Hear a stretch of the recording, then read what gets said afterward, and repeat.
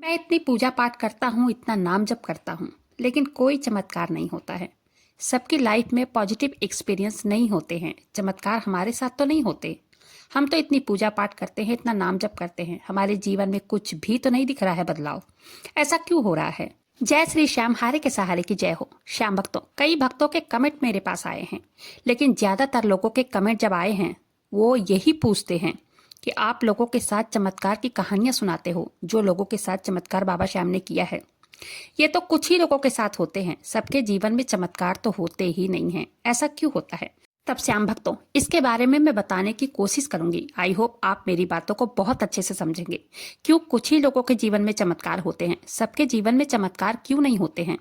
सब भक्तों को प्रभु अपना रूप या अपना होने का एहसास क्यों नहीं कराते हैं? आखिर हमसे ऐसी क्या गलती हो रही है? आज की वीडियो में यही जानेंगे। श्याम भक्तों, हम ये जानेंगे कि बेसिकली चमत्कार होता क्या है। सबसे पहले हम इसी टॉपिक पर बात करेंगे। देखिए, चमत्कार प्रभु की कृपा होती है अपने भक्तों के ऊपर, जिसका अनुभव हम सभी लोग नहीं कर पाते हैं।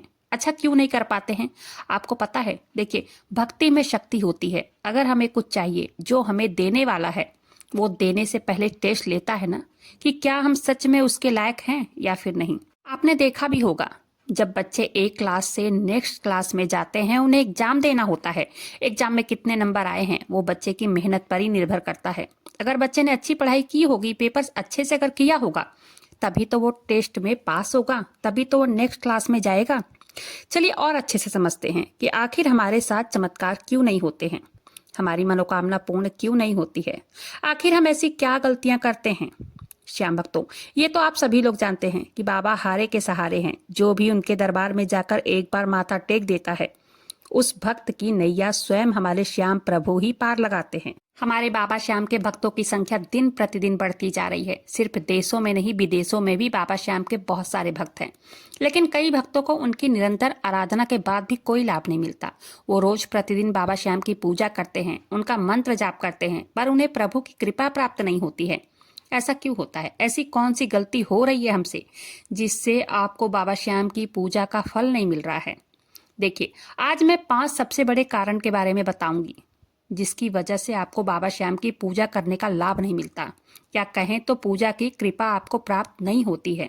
ध्यान से सुनिएगा हर एक पॉइंट को, ताकि आप एक भी पॉइंट मिस ना करें। और वीडियो पसंद आए, वीडियो को लाइक कर दीजिएगा। अपने ही चैनल मैजिक उपाय को सब्सक्राइब जरूर से कर दीजिएगा। बाबा श्याम नाम का जयकारा दिल से लगा दीजिएगा। श्याम भक्तों, सबसे पहला कारण, प्रभु से एक चित्त ना हो पाना।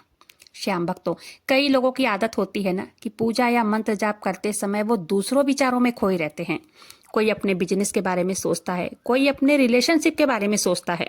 ऐसा कहें कि लोग अपने अपने टेंशन में ही खोए रहते हैं। ये कहें कि सिर्फ फॉर्मेलिटी के लिए मंत्र जाप करने या पूजा करने बैठते हैं। अब आप ही सोचें, अगर हम प्रभु से एक चित्त नहीं होते हैं, हमारी भक्ति में ही दृढ़ता नहीं है, हम सच्चे दिल से भक्ति नहीं करते हैं, तो भला प्रभु अपनी कृपा हम पर क्यों करेंगे? श्याम भक्तों, मैं समझ सकती हूँ, हम अपने विचारों को बंद नहीं कर सकते हैं, लेकिन ध्यान या मेडिटेशन करके हम अपने विचारों को कंट्रोल तो कर ही सकते हैं ना, और ध्यान एक जगह केंद्रित भी कर सकते हैं।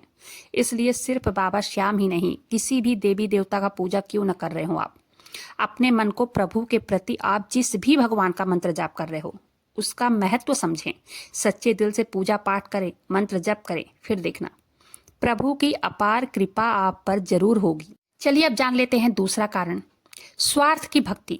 श्याम भक्तों, हर इंसान दुख के समय प्रभु की शरण में जाता है। इसका मतलब ये नहीं है कि उनकी भक्ति में स्वार्थ छिपा है। यहीं पर लोग कंफ्यूज हो जाते हैं, क्योंकि दुखों के समय हर कोई बाबा श्याम से कुछ न कुछ जरूर मांगता है। देखिए, उदाहरण के तौर पर मैं समझाती हूँ, समझने की कोशिश कीजिएगा। देखिए, अगर कोई दुख के समय प्रभु की शरण में जाता है ना, सच्ची भक्ति करता है, अपने आप को उनके सामने समर्पित भी कर देता है, प्रभु उसकी भक्ति से प्रसन्न होकर उसकी सारी तकलीफें दूर भी कर देते हैं। लेकिन सब कुछ अच्छा हो जाने के बाद, सब कुछ ठीक हो जाने के बाद अगर वो व्यक्ति प्रभु से दूर हो जाता है, पूजा पाठ और सच्चे मन से भक्ति करना बंद कर देता है, तब जाकर आप कह सकते हैं कि उनकी भक्ति में स्वार्थ छिपा था। इसलिए कहती हूँ, दुख के समय तो हर कोई ईश्वर को याद करता है, लेकिन सुख में भी जो प्रभु के निकट रहे और उनके लिए समर्पित रहे, उसे निस्वार्थ भक्ति कहते हैं। तीसरा है बुरे कर्म। श्याम भक्तों, सच्ची भक्ति के साथ साथ अच्छे कर्म भी करें, क्योंकि कई लोग ईश्वर की भक्ति तो करते हैं, लेकिन उनके बुरे कर्मों के कारण उनके भक्ति का फल उन्हें नहीं मिल पाता है। आप ही सोचिए, एक तरफ आप मंदिर में बैठकर या घर पर बैठकर पूजा कर रहे हैं, नाम जप कर रहे हैं, और दूसरी तरफ आप जानबूझकर कोई पाप कर रहे हैं, जैसे किसी निर्दोष को तकलीफ पहुंचाना, किसी का धन हड़प लेना, किसी को बुरे कर्मों के लिए प्रेरित करना। फिर आप कैसे उम्मीद कर सकते हो कि प्रभु आपकी प्रार्थना सुनेंगे? एक बात जरूर याद रखना, हमारे बुरे कर्मों का फल हमें खुद भोगना पड़ता है, और यही कर्म का फल हमारे सुख दुख का कारण बनता है। ठीक है। चौथा है संकल्प पूरा न करना। अगर आपने बाबा श्याम के सामने संकल्प लिया है नाम जप का, तो उसे रोज नाम जप करना चाहिए उस व्यक्ति को। श्याम भक्तों, जब हम तकलीफ में होते हैं, उस तकलीफ से बाहर आने के लिए हम हर एक प्रयास करते हैं। पूजा हो, पाठ हो, व्रत रखना हो, नाम जप करना हो या मन्नत हो, सब कुछ करते हैं। वो समय ही ऐसा होता है कि हमें सब कुछ करना पड़ता है। लेकिन ऐसे भी कुछ लोग होते हैं जिनमें या तो धीरज की कमी होती है, या तो प्रभु के प्रति अटूट विश्वास की कमी होती है, या फिर कहें कि उनका मन ही कहीं भटक जाता है, या फिर आलस्य के कारण, जिसकी वजह से वो पूजा पाठ करना, नाम जप करना सब छोड़ देते हैं और फिर भूल जाते हैं या फिर अधूरा छोड़ देते हैं। ऐसा बिल्कुल भी न करें। अपने प्रभु पर विश्वास रखें, रोज बाबा श्याम की पूजा नाम जप करें, पूरी निष्ठा विश्वास के साथ करें। ठीक है। पांचवा और आखिरी सबसे महत्वपूर्ण कार्य, नियमों का पालन न करना। श्याम भक्तों, कई लोगों एक सबसे बड़ी प्रॉब्लम होती है कि वे कभी भी हमारे शास्त्र में बताए गए प्रभु भक्ति से जुड़े हुए नियमों का पालन नहीं करते हैं। वे बस अपने ही धुन में मस्त रहते हैं, सब कुछ करना चाहते हैं, और जब प्रभु की कृपा प्राप्त नहीं होती है ना, तब वो ही सबसे पहले इंसान होते हैं जो कि भगवान को, बाबा श्याम को कोसते हैं। खुद तो निगेटिव होते हैं और दूसरों को भी निगेटिव बनाते हैं, करते हैं। अच्छा, आप ही बताइए कि इन्हें समझाए कौन ऐसे लोगों को कि असली आनंद प्रभु की भक्ति में होता है, बाकी सब तो माया है। वे प्रभु भक्ति के लिए किसी भी नियम का पालन नहीं करते हैं, जैसे स्वच्छ कपड़े पहनकर पूजा करना, घर में साफ सफाई रखना ताकि घर में प्रभु का वास हो, मांस मदिरा का सेवन करके पूजा पाठ न करना, बिना नहाए धोए पूजा न करना, आदि बहुत सारी चीजें हैं। आप सबसे विनती है, इन नियमों का पालन तो रोजमर्रा के जीवन में करके तब प्रभु की भक्ति करें, जो कि हमारे हाथ में है, हम कर सकते हैं। श्याम भक्तों, आज कई लोगों के उनके सवालों के जवाब मिल गए होंगे। देखा जाए तो इन सवालों के जवाब हमारे पास थे। हर इंसान खुद अपनी गलतियों को जानता है। एक आप ही हैं जो खुद की गलतियों को सुधार भी सकते हैं। बस इस पॉइंट को भूलना मत। सच्चे दिल से भक्ति करें, अच्छे कर्म करें, फिर देखना बाबा श्याम की कृपा आप पर, आपके परिवार पर जरूर होगी।